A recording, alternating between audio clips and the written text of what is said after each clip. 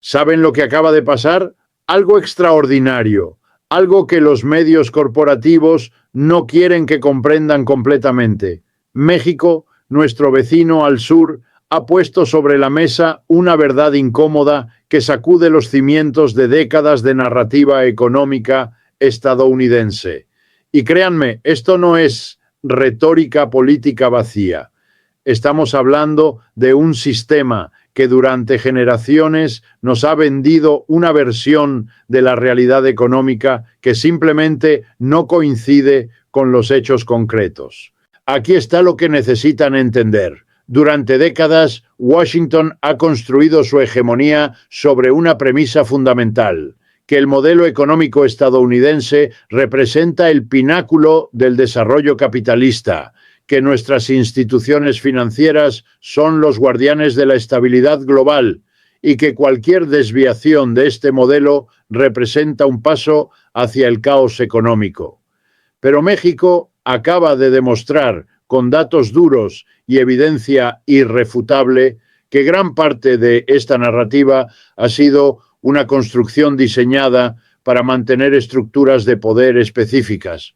No estamos hablando de teorías conspirativas, estamos hablando de flujos de capital documentados, de acuerdos comerciales diseñados para beneficiar a las corporaciones multinacionales mientras desmantelan las protecciones laborales, de mecanismos financieros que extraen riqueza del sur hacia el norte bajo el disfraz de inversión y desarrollo. México ha expuesto cómo billones de dólares han fluido fuera de América Latina a través de canales completamente legales, pero profundamente injustos, canales que el establishment económico estadounidense defiende como necesarios para el libre mercado. La reacción en Washington ha sido reveladora, no refutación con datos, no diálogo constructivo, shock, silencio incómodo y luego, como siempre, intentos de cambiar la conversación, porque reconocer esta realidad significa reconocer que el sistema que nos han dicho que es meritocrático, justo y basado en reglas neutrales, en realidad está estructurado para producir resultados específicos, la acumulación de riqueza en manos de una élite cada vez más pequeña, mientras la mayoría, tanto aquí como en México, enfrenta salarios estancados, derechos laborales erosionados y un futuro económico cada vez más precario. Esto es lo que necesitamos entender como comunidad hispanohablante en Estados Unidos. Estamos perfectamente posicionados para ver ambos lados de esta historia. Conocemos la realidad económica de nuestras familias en América Latina. Vivimos la realidad económica aquí en Estados Unidos. Y podemos ver con claridad cristalina cómo el mismo sistema que promete prosperidad entrega precariedad, cómo las mismas instituciones que hablan de oportunidad crean barreras sistemáticas. La pregunta ahora no es si este fraude existió, los datos están ahí incontrovertibles. La pregunta es, ¿qué vamos a hacer con esta información? ¿Vamos a permitir que el ciclo de noticias de 24 horas entierre esta historia? ¿O vamos a exigir un replanteamiento fundamental de cómo organizamos nuestra economía, tanto a nivel nacional como internacional?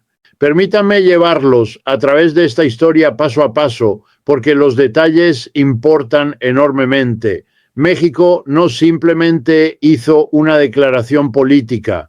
No estamos hablando de un discurso inflamatorio o de posturing diplomático.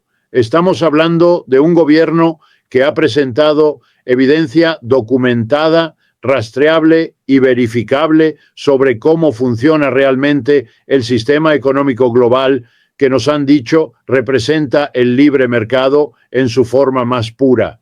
Y cuando uno realmente analiza esta evidencia con la frialdad que merece, lo que emerge es un retrato de un sistema diseñado meticulosamente para extraer valor de las economías en desarrollo y canalizarlo hacia los centros financieros del norte global, particularmente hacia Wall Street y la City de Londres.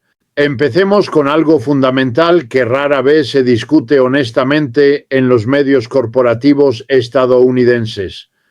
Durante los últimos 30 años, desde la implementación del Tratado de Libre Comercio de América del Norte, nos han dicho repetidamente que este acuerdo representaba una situación en la que todos ganaban. México se beneficiaría del acceso al mercado estadounidense y de la inversión extranjera directa. Estados Unidos se beneficiaría de costos de producción más bajos y de un mercado expandido para sus exportaciones. Y Canadá, bueno, Canadá estaría ahí también. Esta era la narrativa oficial repetida en cada análisis económico mainstream, en cada editorial del Wall Street Journal, en cada informe del Fondo Monetario Internacional. Pero aquí está lo que México ha documentado ahora con una claridad que no puede ser ignorada. Durante estas 3 décadas, mientras las corporaciones multinacionales estadounidenses efectivamente se mudaron al sur de la frontera para aprovechar salarios más bajos y regulaciones ambientales más laxas, los flujos financieros netos han ido consistentemente en la dirección opuesta. Estamos hablando de cientos de miles de millones de dólares que han fluido desde México hacia Estados Unidos a través de mecanismos que incluyen la repatriación de ganancias, los pagos de intereses sobre deuda, las regalías por propiedad intelectual y lo que los economistas llaman elegantemente transferencias de precios, pero que en lenguaje claro significa manipulación contable para minimizar impuestos en México mientras se maximizan en jurisdicciones de baja tributación controladas desde Nueva York. Ahora, esto es crucial y quiero que lo comprendan completamente porque esto no es solamente sobre México. Esto es sobre cómo funciona el capitalismo global contemporáneo de una manera que sistemáticamente desfavorece a las naciones que ya están en desventaja. Cuando una corporación como General Motors construye una planta en Guanajuato, los medios estadounidenses celebran esto como inversión extranjera directa, como si General Motors estuviera haciendo un favor a México, como si estuviera transfiriendo riqueza generosamente hacia el sur. Pero analicemos lo que realmente está sucediendo en términos de flujos de capital real y de quién controla qué. La corporación construye la planta, sí, pero esa inversión inicial es típicamente financiada a través de préstamos que la subsidiaria mexicana debe pagarle a la matriz estadounidense con intereses. Los trabajadores mexicanos producen automóviles creando valor real a través de su trabajo, pero esos automóviles son vendidos bajo una marca estadounidense cuyas regalías deben ser pagadas constantemente a la casa matriz. Las ganancias generadas después de pagar salarios mexicanos, que son una fracción de lo que se pagaría en Estados Unidos por el mismo trabajo, son repatriadas trimestralmente a los accionistas estadounidenses. Los componentes clave son importados desde Estados Unidos a precios inflados artificialmente para transferir ganancias fuera de la jurisdicción fiscal mexicana. Y si en algún momento el gobierno mexicano intenta implementar regulaciones que protejan a sus trabajadores o su medio ambiente, la corporación amenaza con mudarse a otro lugar, ejerciendo un poder de negociación que ningún trabajador individual ni ninguna comunidad puede igualar. Entonces, ¿qué tenemos realmente? Tenemos un sistema donde la inversión inicial crea la ilusión de beneficio mutuo, pero donde los mecanismos estructurales del capitalismo global aseguran que el valor creado por los trabajadores mexicanos fluye sistemáticamente hacia los bolsillos de los accionistas estadounidenses. Y esto no es un accidente. No es un resultado no intencionado de fuerzas de mercado neutrales. Es el diseño preciso del sistema establecido a través de tratados comerciales negociados por abogados corporativos, reforzado por instituciones financieras internacionales controladas por los países ricos y defendido por un aparato ideológico masivo que nos dice que cualquier alternativa a este arreglo representa socialismo, autoritarismo o incompetencia económica. México ha comenzado a publicar las cifras reales, los números que demuestran que por cada dólar de inversión extranjera directa que entra al país, múltiples dólares salen en forma de ganancias repatriadas, pagos de deuda y transferencias disfrazadas. Y cuando uno suma todo esto durante décadas, lo que emerge es un patrón de extracción de riqueza que rivaliza con cualquier cosa que vimos durante el colonialismo formal del siglo XIX. La diferencia es que ahora sucede a través de contratos corporativos y acuerdos de libre comercio en lugar de a través de ocupación militar directa, lo cual lo hace más difícil de ver, pero no menos real en sus efectos. Ahora hablemos de deuda, porque aquí es donde la historia se vuelve aún más reveladora. Durante la década de los 80, México, como muchos países en desarrollo, enfrentó una crisis de deuda masiva. Los bancos estadounidenses y europeos habían prestado enormes sumas a tasas de interés variables durante los años 70, y cuando la Reserva Federal bajo Paul Volcker, elevó dramáticamente las tasas de interés para combatir la inflación estadounidense a principios de los 80, los pagos de deuda de México se dispararon repentinamente a niveles imposibles de sostener. México se vio forzado a solicitar ayuda al Fondo Monetario Internacional, que proporcionó préstamos de emergencia, pero con condiciones estrictas adjuntas. Esas condiciones, conocidas como programas de ajuste estructural, requerían que México privatizara empresas estatales, abriera su economía a la competencia extranjera, redujera el gasto social, desregulara los mercados financieros y mantuviera políticas monetarias restrictivas para controlar la inflación sin importar el costo en términos de desempleo. En otras palabras, México tuvo que reestructurar toda su economía de acuerdo con los principios del fundamentalismo del libre mercado como condición para recibir préstamos que le permitieran seguir pagando a los bancos estadounidenses y europeos que habían creado el problema en primer lugar prestando irresponsablemente. Y aquí está lo verdaderamente perverso de todo este arreglo. Los préstamos del FMI no fueron realmente a la economía mexicana en ningún sentido significativo. Fueron directamente a pagar a los acreedores privados en Nueva York y Londres, asegurando que esos bancos no tuvieran que asumir pérdidas por sus malas decisiones de préstamo. Mientras tanto, los ciudadanos mexicanos ordinarios que nunca se beneficiaron de esos préstamos originales tuvieron que soportar décadas de austeridad, salarios estancados, servicios públicos deteriorados y desempleo masivo para que su gobierno pudiera seguir haciendo pagos de deuda.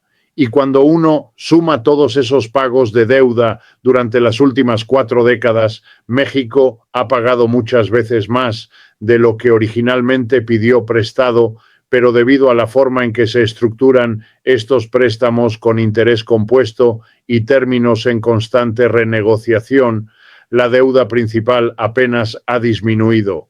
Esto es lo que los economistas llaman educadamente el problema de la deuda del tercer mundo, pero lo que realmente es un mecanismo de transferencia de riqueza continua de los pobres a los ricos a escala global. Y México ahora está nombrando este sistema, por lo que está documentando exactamente cuánta riqueza ha sido extraída y está exigiendo que reconozcamos que esto no es comercio libre y justo, es un sistema estructurado de explotación que opera con perfecta legalidad bajo las reglas que las naciones poderosas han establecido.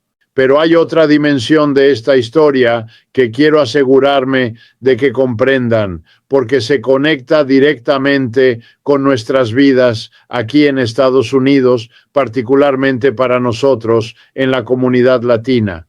Cuando las corporaciones estadounidenses se mueven a México en busca de mano de obra más barata, no solo están explotando a los trabajadores mexicanos, también están ejerciendo presión a la baja sobre los salarios y las condiciones laborales aquí en Estados Unidos. Los empleadores estadounidenses pueden ahora amenazar a sus trabajadores con la deslocalización.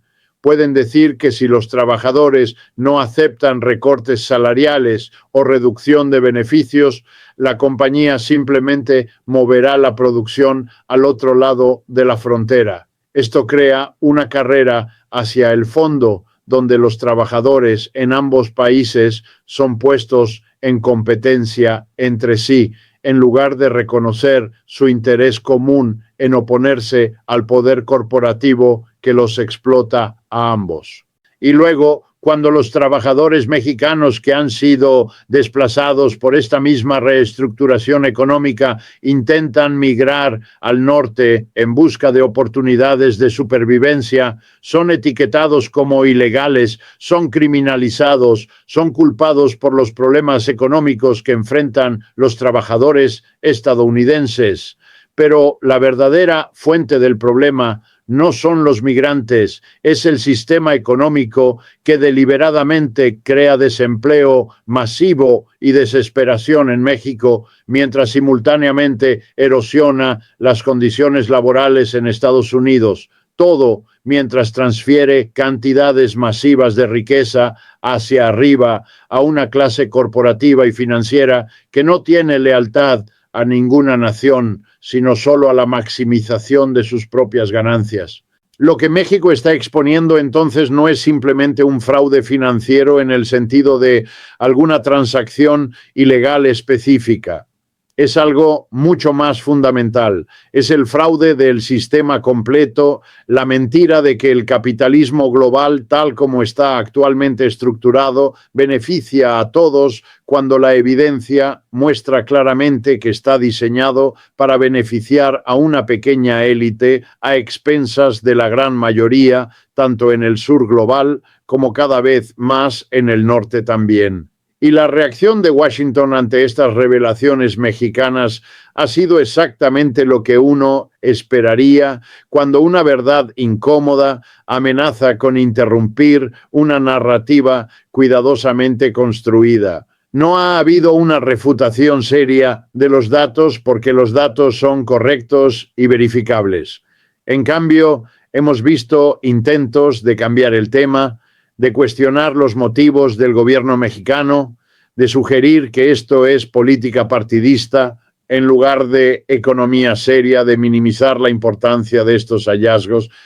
Pero aquí está, ¿por qué no pueden simplemente hacer que esto desaparezca? México no está solo en esto. Brasil, bajo Lula, está haciendo preguntas similares sobre sus relaciones económicas con el norte global.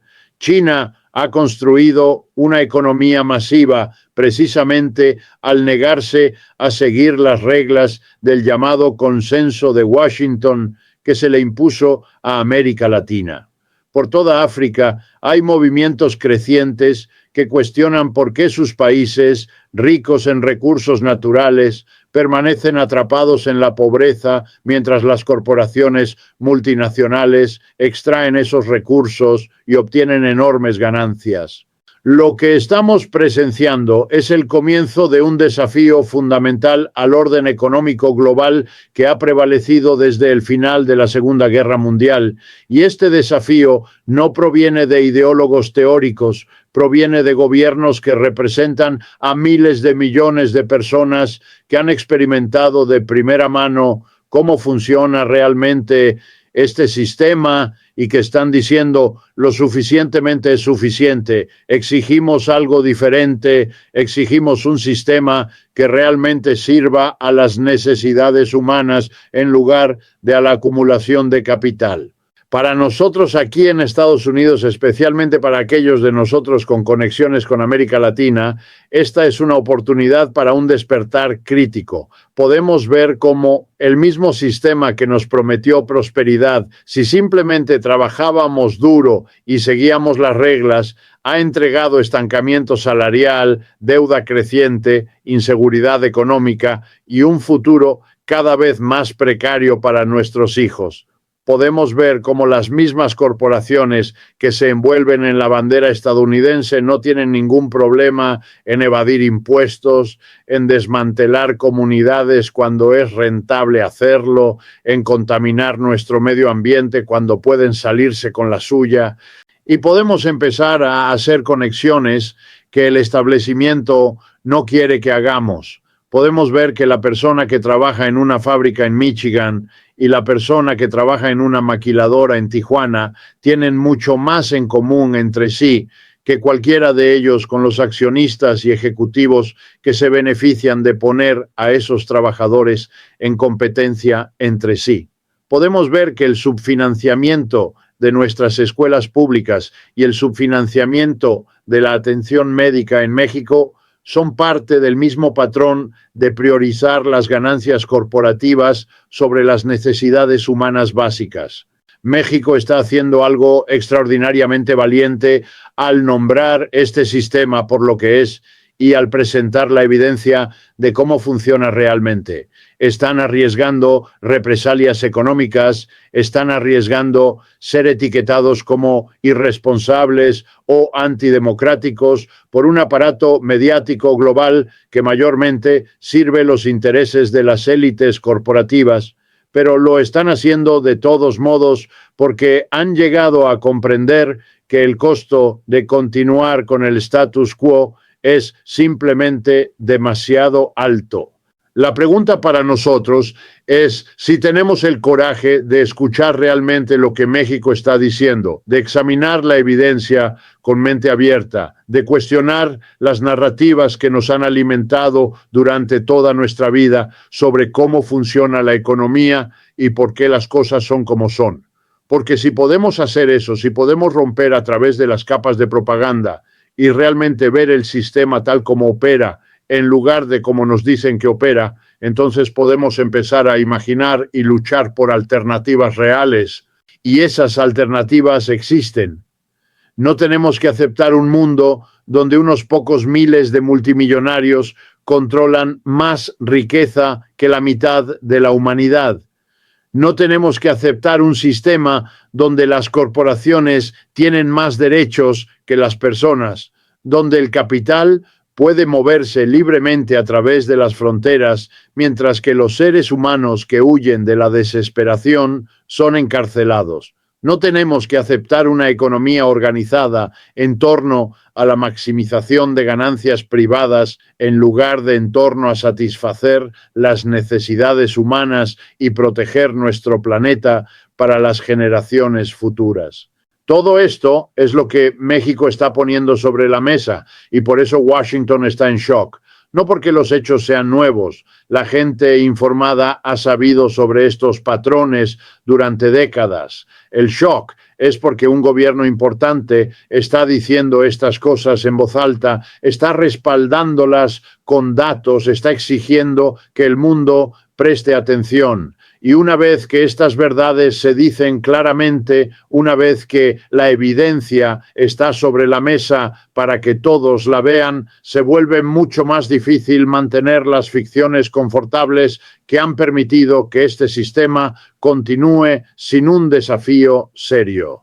Este es un momento de posibilidad, un momento donde podríamos comenzar a tener conversaciones honestas sobre cómo queremos organizar nuestra economía, sobre qué tipo de mundo queremos construir, pero solo si nos negamos a permitir que este momento pase, solo si insistimos en tomar en serio lo que México está exponiendo.